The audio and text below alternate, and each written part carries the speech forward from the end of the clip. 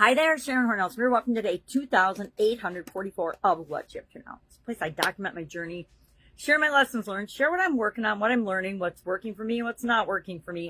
I call it the good, the bad, the ugly. After and during 5 decades of business ownership, 5 decades of business ownership in dozens of different industries and dozens of different businesses, both offline and online. Predominantly, the vast majority of those years was spent in the offline world. Why? Because there was no internet for not my entire life, but the internet's only been around like 20 years or so. And so I was an early adopter of the technology, not an early adopter of using it for business or anything like that. When I was a kid, decided I was going to be a lifelong learner. There's so many things to learn.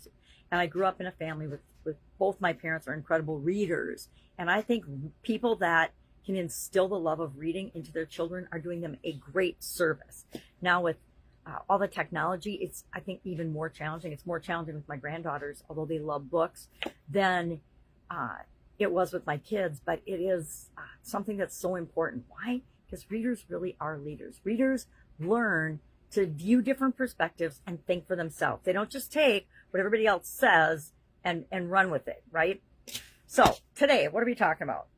We're going through the IDEANCE process because I wanted to make sure that we covered it every month this year so we can take and create and add another tool to our toolbox to make our life and our businesses and everything else easier going forward. The more tools we have to call upon, the easier our life actually becomes. And speaking about life, today's topic for No Nonsense November is focus on what you can control, right? And then leave the rest behind. We're doing a fun activity today. We're taking a piece of paper, dividing it in half, writing down all the things we can't control and in one column and all the things we can control in the other column. We're going to put a big X through the can't control, and we're going to focus on the what I can control column today. And keep in mind, we cannot control the outcome of events and things and actions that we take, but we can always control our reaction to things, our response to things, our response to those outcomes.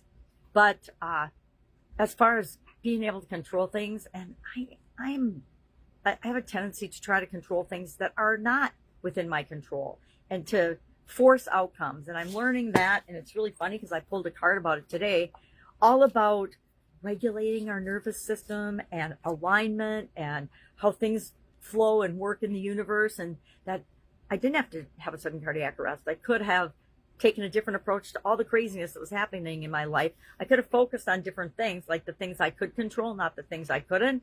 And I probably wouldn't have dropped dead, right? Now, luckily for me, I'm still here talking about it, but not everybody is that fortunate.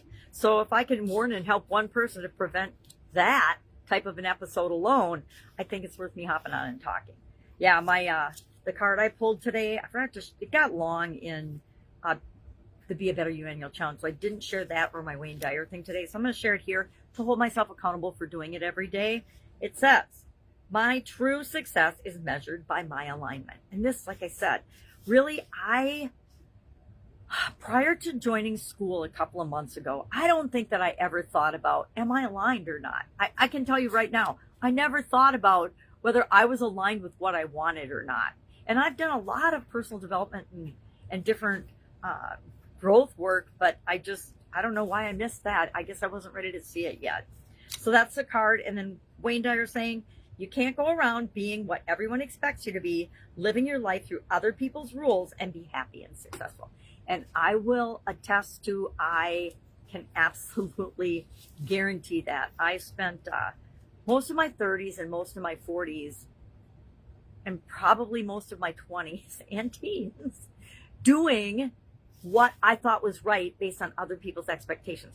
I don't think I even knew when I was younger that I could have my own expectations of myself. I just thought I needed to please my parents, and I needed to please my teachers, and I needed to please my bosses. And it wasn't until probably my 40s that I actually started to say, oh, maybe I have more control of this. And I started to do some research and more woo-woo things. The Secret came out, and I had started before The Secret because I'd always been interested in personal development, but I never really got as far as, well, what does my spirit and my soul and my nervous system and everything have to do with it? And then, The Secret and everything is energy, quantum physics. And now I find all of it extremely fascinating and fun to learn about and experiment on myself. Why? Because we are our own greatest science experiment.